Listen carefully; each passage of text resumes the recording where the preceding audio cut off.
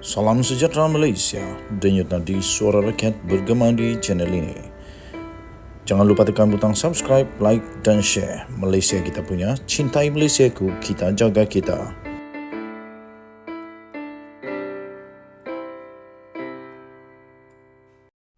Salam sejahtera Malaysia. Kali ini Muhyiddin dan Azmin kena.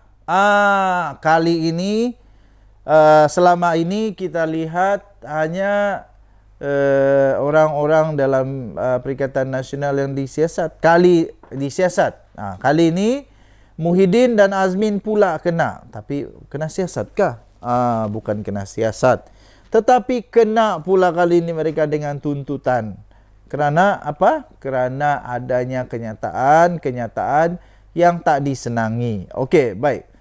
Akhirnya giliran Tan Sri Muhyiddin Yassin dan Azmin Ali tiba kali ini. Barisan Nasional hilang sabar dan bagus. Inilah tindakan yang terbaik. Kalau ada salah, mesti ambil tindakan. Jangan biarkan. Sebab kalau dibiarkan, nanti naik kepala. Jadi untuk bersihkan nama baik, tindakan-tindakan undang-undang perlu dilakukan.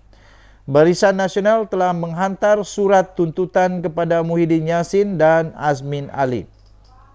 BN disahkan telah pun menghantar surat tuntutan kepada pemimpin bersatu, iaitu Presiden Tan Sri Muhyiddin Yassin dan Ahli Majlis Pimpinan Tertinggi MPT Mohamed Azmin Ali.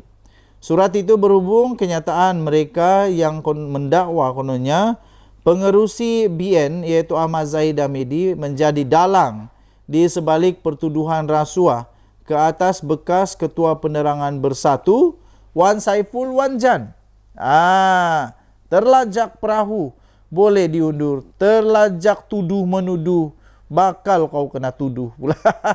Bekal pula kau kena dakwa. Kali ini ambil kamu dan kamu perlu pula menjawablah surat tuntutan itu. Dalam kenyataan pada hari ini, Pengarah Komunikasi Barisan Nasional iaitu Samsul Anwar Nasarah berkata surat itu bagi menuntut Muhyiddin Yassin dan Azmin untuk membuat permohonan maaf secara terbuka, menarik balik kenyataan dan juga membayar pampasan atas dakwaan yang dibuat itu. Katanya melalui siri tuduhan ini jelas kelihatan kedua-dua individu utama dalam Parti Perikatan Nasional ini mencipta pelbagai alasan untuk menyembunyikan masalah korupsi dan rasuah yang ada di dalam Perikatan Nasional. Tindakan menuding jari, kau yang salah, aku bukan salah, kau yang salah. Tindakan menuding jari dilihat seperti langkah yang biasa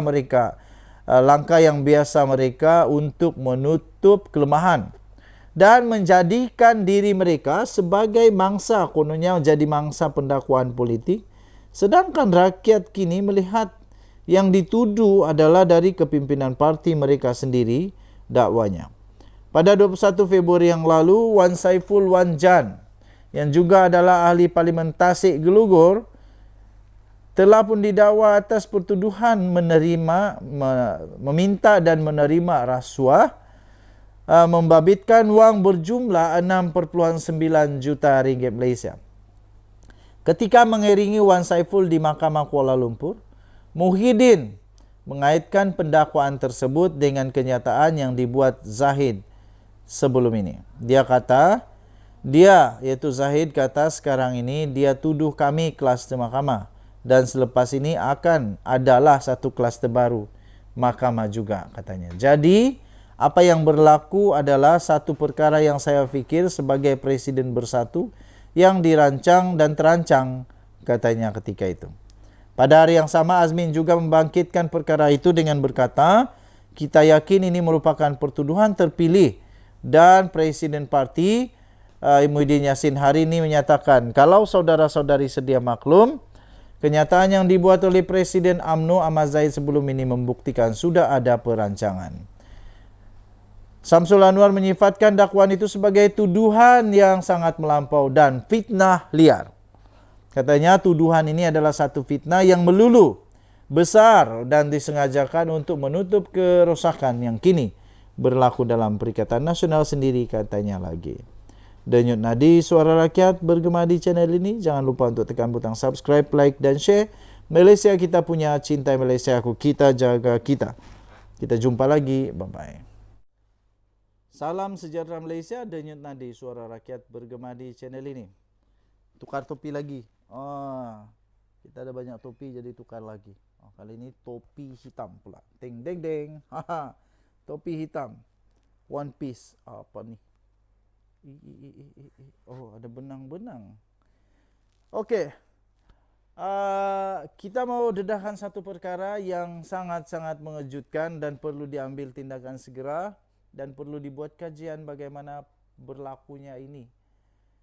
Dan setelah dikaji, dibuat penangkapan, tahanan, siasatan dan sebagainya, maka didapati penjawat awam paling ramai ditahan rasuah. Penjawat awam paling ramai ditahan kerana rasuah dan salah guna kuasa di Selangor. Wah, itu kata SPRM. Apa terjadi sebenarnya ni? Okey, jadi kamu pada pendapat kamu, anda boleh komen. Mengapa penjawat awam ini paling banyak rupanya kena tahan dan paling berisiko untuk terdedah kepada rasuah ini? Penjawat awam adalah kumpulan paling ramai ditahan Suruhanjaya Pencegahan Rasuah Malaysia SPRM Selangor berkaitan siasatan kes rasuah, penyelewengan dan salah guna kuasa sepanjang tempoh antara 2018 hingga 2022. Pengarah SPRM Selangor iaitu Datuk Alias Salim berkata, daripada 314 tangkapan yang dilakukan sepanjang tempoh itu, sejumlah 170 daripadanya adalah penjawat awam. Katanya ia diikuti oleh 84 tangkapan membabitkan pekerja swasta, 50 orang awam, serta masing-masing 5 lagi membabitkan ahli politik, 5 membabitkan ahli politik dan individu dari syarikat berkaitan GLC.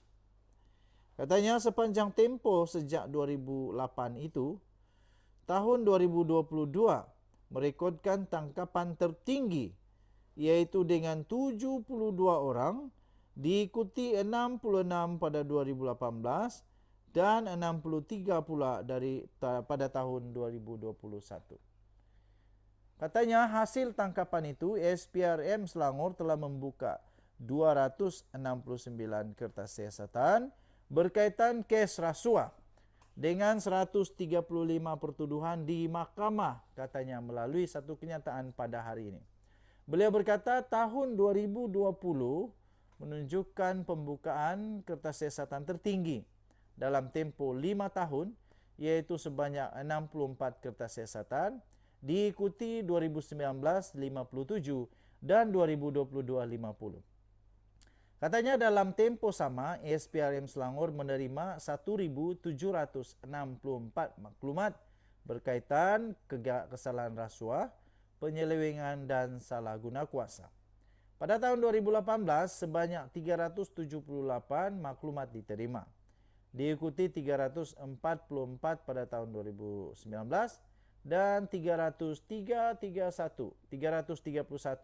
pada tahun 2022. SPRM Selangor turut mencatatkan sitaan berjumlah RM366,845 selain melucut hak rampasan pesalah rasuah bernilai RM1,768,554 katanya. Selain siasatan berkaitan kes rasuah di Selangor, katanya badan itu turut melaksanakan pencegahan rasuah melalui pemeriksaan ke atas amalan, sistem serta prosedur sektor awam dan swasta bagi mengenal pasti kelemahan yang boleh membuka ruang dan peluang rasuah. Denyut nadi suara rakyat bergema di channel ini. Tahniah diucapkan kepada SPRM. Kita jumpa lagi.